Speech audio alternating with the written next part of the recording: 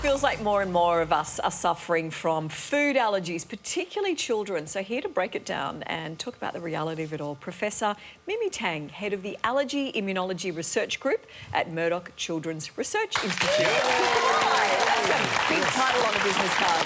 Now, Mimi, is it true that there's more food allergies? And, you know, why is that so? Allergy rates have gone up like threefold over the last few decades. And there's no question both your genes and the environment make a difference, but it's more likely that the environment's playing a bigger role. The reason we know that is that the rates have gone up so quickly. Our genes just couldn't have changed along the same time frame. And one of the most important factors appears to be the microbial exposures, the bugs that we're exposed to in the environment, as well as through other people and through pets.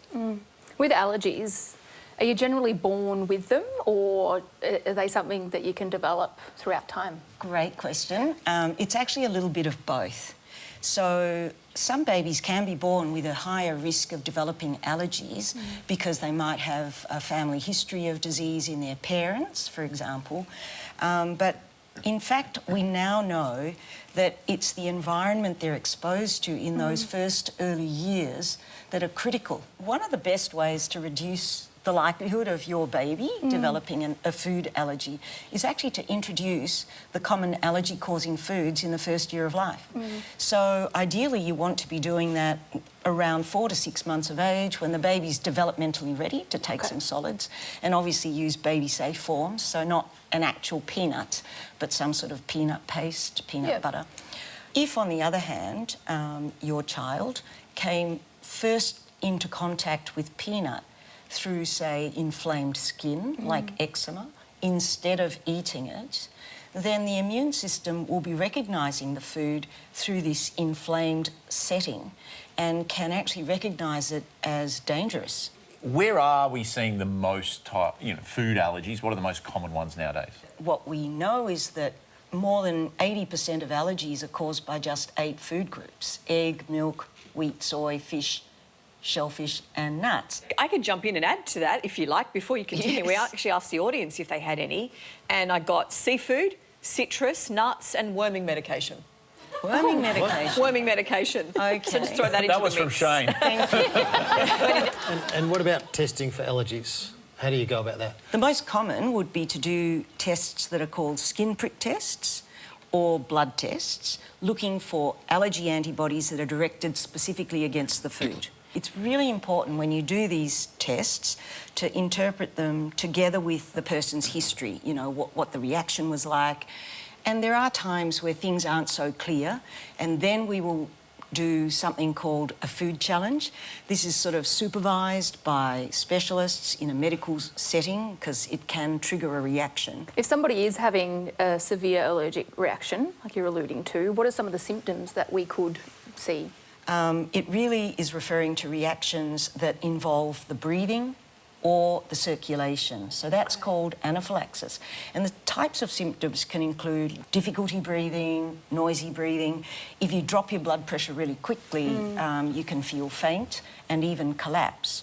Now, in young children and babies, when the circulation is involved, it may not actually cause collapse. It often just shows up as the baby looking pale and going floppy. If you see any of those symptoms in whether it's your child or your co-host, what do you do? When you see these severe symptoms, the breathing and the circulation problems, really the first and only treatment you should be thinking about is to use adrenaline.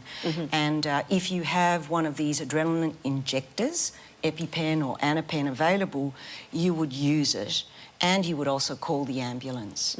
It's important not to let them stand up and move around. You really want them to lay down and not move about, because standing up and moving around can make the stress on your circulation worse. Having seen it in emergency, I can tell you right now, on the list of things that we don't like to hear is showing up to an emergency department is somebody in full-blown anaphylaxis. Now, we've spoken about food that we can't eat. What can we eat? Because you've got a book with great recipes in there that can guide us and help us. There's the book there.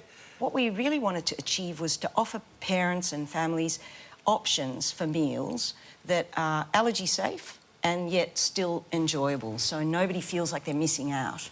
I hope Right, it's helped yeah. lots of people.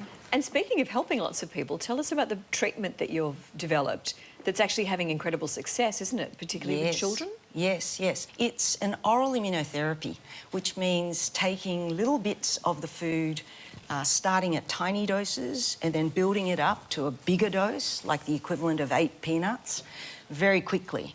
And what this does is it redirects the immune response from that allergy that we were talking about towards a tolerance response. Somewhere between 1/2 and 3/4 of children who receive our novel treatment are able to enter this remission of peanut allergy. Wow. So if people want to learn a bit more about it, they can have a look on the website of Prototherapeutics just to learn more. Great. Well, there's the details, so you can find out. That's wonderful. Thank you. Thanks very much.